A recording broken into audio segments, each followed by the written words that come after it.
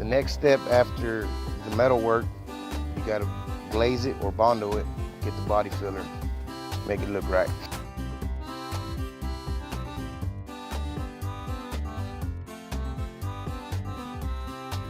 Use the outer edges to make your dent smooth and level.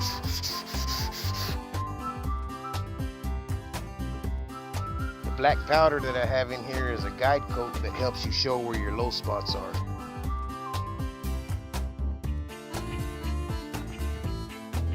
Second coat of guide coat, I like to go opposite direction.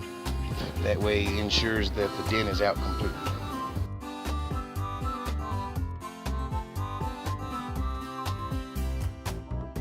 Stay tuned for the next step in the repair process.